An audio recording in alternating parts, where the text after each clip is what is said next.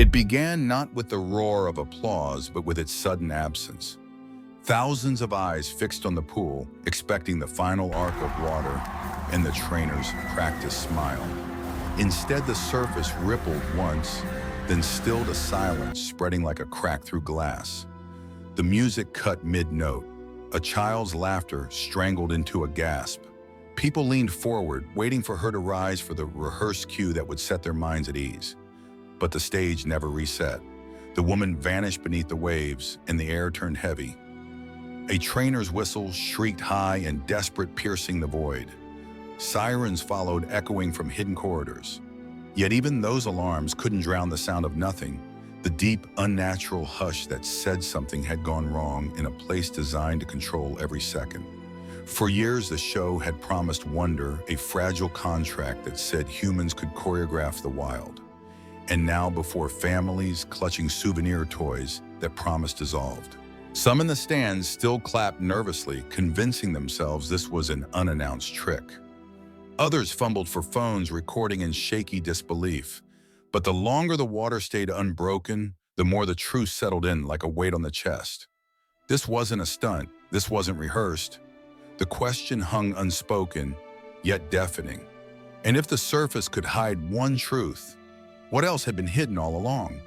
Long before that afternoon turned to horror, Rachel Langford had been a girl far from salt air or breaking waves. She grew up in a town where cornfields swayed like an endless green ocean, where the nearest coastline was nothing more than a line on a map, while her classmates chased fireflies in the summer dusk. Rachel sat cross-legged on her bedroom floor with encyclopedias cracked open, memorizing the shapes of fins and the strange names of creatures she had never seen. She sketched orca fins while others drew cartoons. At night, she pressed her ear to a cheap cassette player replaying marine documentaries, until the tape warped, convinced she could almost hear the ocean calling her name. Her parents, rooted in farmland and silence, shook their heads in bemusement. To them, the sea was a distant planet, alien and unreachable. But Rachel never treated it as fantasy. She told anyone who would listen that she was going to stand beside whales one day, not as a tourist, but as their companion. When she turned 13, her family loaded into an aging station wagon and drove west for days, chasing the promise of a birthday wish she refused to outgrow. At last, behind thick panes of glass in a sprawling marine park, she saw her first orca glide past. Black and white, immense, a living paradox of power and grace. She didn't scream or clap like the other kids pressing their palms to the glass. She simply held her breath, eyes wide, as if she'd been waiting her whole life for this very moment. Something shifted in that silence. She wasn't a girl dreaming anymore. She was a girl who had just made a vow. What she couldn't know was whether that vow would carry her to belonging or straight into the teeth of destiny. Years later, that silent vow carried Rachel back to the same marine park, not as a guest, but as a worker in a borrowed uniform. She was 18, fresh out of high school, clutching her dream in one hand and a mop in the other. The only position open was sanitation, and she took it without complaint. Her days blurred into bleach-scented hours, scrubbing salt residue from the viewing glass, dragging hoses across concrete, hauling trash bags heavy with fish scraps. To anyone watching, she was invisible, just another kid cleaning up after the magic. But Rachel never clocked out in spirit. When her shift ended, she lingered in the shadows, notebook tucked under her arm, scribbling every detail she could steal, hand signals, feeding times, the subtle way a trainer leaned before giving a command. She noticed things others missed, the tiny pause between whistle and response, the tilt of a trainer's wrist that meant more than the sound itself, the unspoken rhythm of trust hidden beneath the choreography. Trainers began to notice her too, not because she asked, but because she listened harder than anyone else. One evening, a senior staff member caught her mimicking a sequence of signals with uncanny accuracy. Instead of scolding, he handed her a chance an apprentice slot on the animal care team. Rachel rose quickly, not through charisma or theatrics, but through presence. She treated every dolphin, beluga, and orca as if they carried stories older than the walls around them. Her passion was enrichment, inventing puzzles that sparked the intelligence she believed lay dormant behind glassy eyes. Yet none challenged her more or drew her closer than the park's most troubled star. His name was Kraken, and Rachel believed against all warnings that she could reach him. What she didn't yet know was that faith in a wounded giant can be both a gift and a fatal gamble. Kraken's story began far from spotlights and bleachers. Born off Norway, he chased herring beneath the northern lights.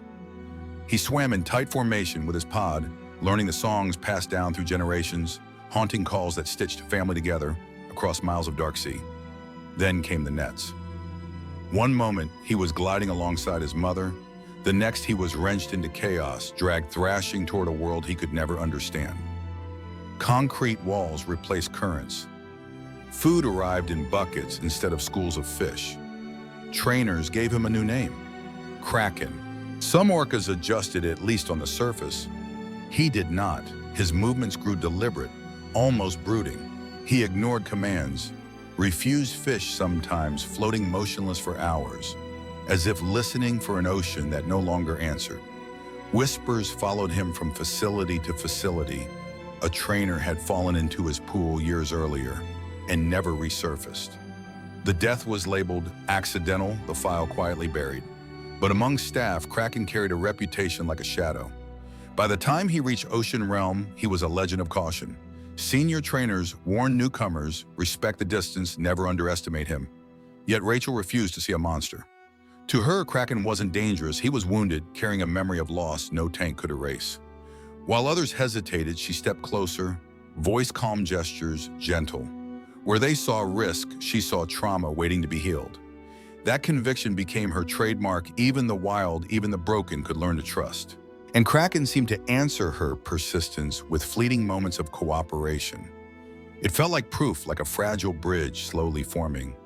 But beneath that surface calm, something older still stirred. Kraken had not forgotten the sea, and the sea had not forgotten him. The only question was when that memory would break free. The Sunday crowd filed in beneath a sky so clean it looked painted, the kind of day that promised nothing but joy.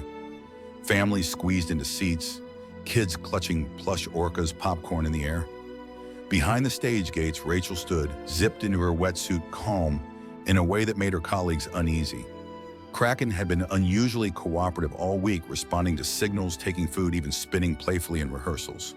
Staff whispered cautious optimism, but Rachel's quiet smile said more. She believed the years of patience had finally paid off.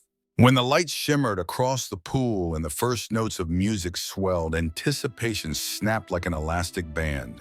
Kraken breached on cue, a perfect black and white arc, spraying the front rows in a wave of salt water. Laughter erupted, applause thundered. Rachel lifted her arm with steady precision, signaling the next sequence. Spin, dive, breach. Each move hit like clockwork. Oh, the audience magic. To Rachel, communion. Then came the finale. Rachel stepped closer to the edge, raising her arm for the side-by-side dive. Kraken pivoted, slipping beneath the surface, then rose toward her with eerie grace. His jaws closed around the base of her ponytail, gentle, almost playful. The crowd gasped, a ripple of nervous laughter darting through the stands. For a fleeting second, it looked harmless, like a trick no one had seen before. But play has a thin edge, and the water has its own rules. In the blink of an eye, the line between performance and peril snapped. Kraken gave a sudden jerk, and Rachel's body disappeared beneath the surface with barely a splash. For a moment, they thought it was an act, even clapping, but seconds passed, then more. The pool remained empty. Whispers turned to gasps as the music faltered, then cut off altogether. A child's piercing scream broke the spell. Parents leapt to their feet, pointing shielding young eyes. Trainers at the pool's edge blew emergency whistles so hard their cheeks flushed, tossing handfuls of fish and slapping the water in frantic distraction techniques. None of it mattered. Kraken's surface, with Rachel still gripped in his jaws, her limbs flailing for an instant before being yanked back down. The water erupted into a violent churned white foam, masking flashes of black, blue, and human skin. Panic surged through the stadium like fire on dry grass. Some audience members scrambled for the exits. Others fumbled for phones, recording in disbelief. The trainer's shouts dissolved into chaos. Behind the scenes, alarms blared code black. Trainer submerged. Orca aggression. Divers in wetsuits prepared to jump, but froze as Kraken thrashed with terrifying speed, circling like a storm sealed in glass. Any attempt to enter the water would be suicide.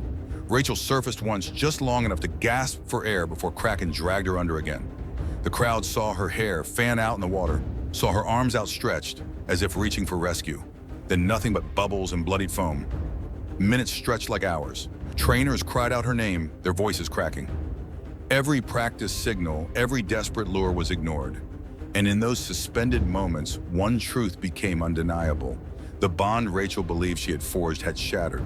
The creature she had trusted more than anyone else was holding her life in its grip and showed no intention of letting go. The question now wasn't whether the show had gone wrong. It was whether anyone inside that stadium would ever see Rachel alive again. The pool became a theater of horror. Each time Kraken surfaced, Rachel's limp form trailed beside him, her wetsuit torn her body, spinning helplessly in his wake. Gasps turned into shrieks, some audience members collapsing against the seats, others rushing their children toward the exits. The arena built for applause now echoed with sirens. Divers held nets poised, but every time they moved forward, Kraken lashed back with violent precision, driving them off as if guarding his possession. Minutes bled into half an hour. Trainers shouted until their voices broke, radios crackled with frantic orders, and still the Orca refused. His jaws clenched with chilling determination, not out of confusion, but intent. Rachel surfaced only in fragments, a pale arm here, a tangle of hair there, before vanishing beneath the roiling foam. It was a grotesque rhythm, cruel and deliberate, as if the ocean itself had claimed her through Kraken's will. When he was finally lured into the isolation pool, silence returned heavier than before. Staff pulled Rachel's body from the water, unrecognizable from the trauma she had endured. Later reports would tally broken bones, crushed organs drowning, but paper could never convey the agony witnessed that day. Hundreds left the arena in stunned procession, heads bowed, no announcement needed. The illusion had shattered, leaving only grief and the question echoing in every mind. Had this tragedy been inevitable all along? By nightfall, the tragedy had already bled beyond the glass walls of Ocean Realm. News vans crowded the gates, their satellite dishes pointed skyward, headlines rolling out with merciless speed. Trainer killed by killer whale. Live show turns deadly. For those who had witnessed it, the words felt hollow. They hadn't seen a show gone wrong. They had seen reality rip through the fabric of spectacle. Parents spoke in hushed voices, recalling the moment their children screamed. Some described the sound of silence in the stands, heavier than any siren.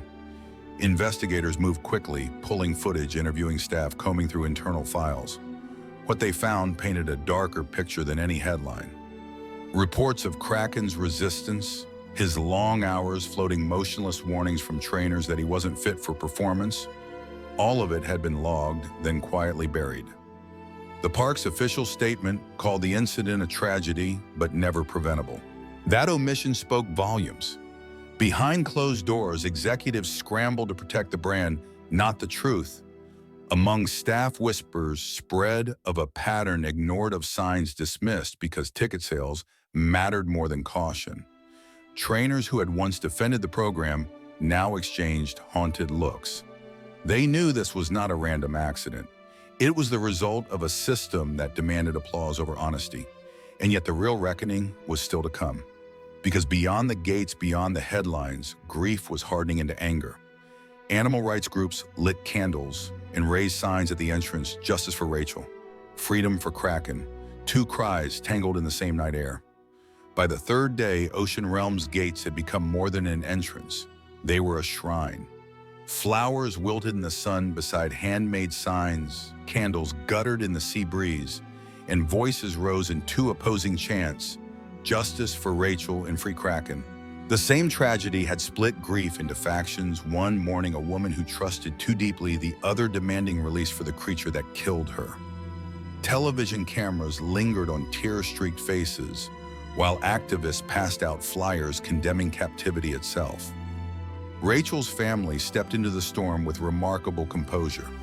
They didn't shout, they didn't curse. They asked for accountability, why warnings were ignored, why she was allowed in the water when so many had flagged danger. Her mother's voice, steady but brittle, cut through the noise. She believed in them, who believed in her? That single question became the headline of the week, ricocheting across networks and social feeds. Inside the park, silence reigned. Trainers were ordered to stay off camera, but whispers still slipped out. Some admitted Kraken had shown flashes of aggression for months.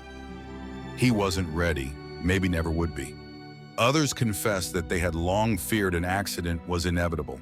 Now those private fears had a name, a face, a coffin. Public pressure mounted fast. Politicians promised hearings. The National Wildlife Safety Agency announced sweeping audits of marine parks nationwide. What once seemed untouchable, an empire built on splash and spectacle, was suddenly under siege. Kraken never performed again. After that day, he was moved to an off-exhibit tank. No lights, no music, no applause, only the hum of filtration pumps and the echo of water slapping against concrete. To some it was punishment, to others mercy, but either way, it was silence. Ocean Realm itself staggered under the weight of the loss. Attendance plummeted, school trips were canceled, sponsors quietly withdrew.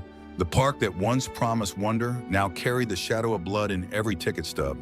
But outside the gates, Rachel's story refused to fade. Documentaries began tracing her life, her dream, and the fatal contradiction of loving a predator within a cage. Advocacy groups pointed to her death as proof that performance tanks were illusions of control, not sanctuaries. Laws were drafted, safety mandates, enforced trainers barred from swimming with orcas, oversight tightened across the industry. For the first time, questions rang louder than applause. Rachel had never sought fame, never wanted to be the center of a movement.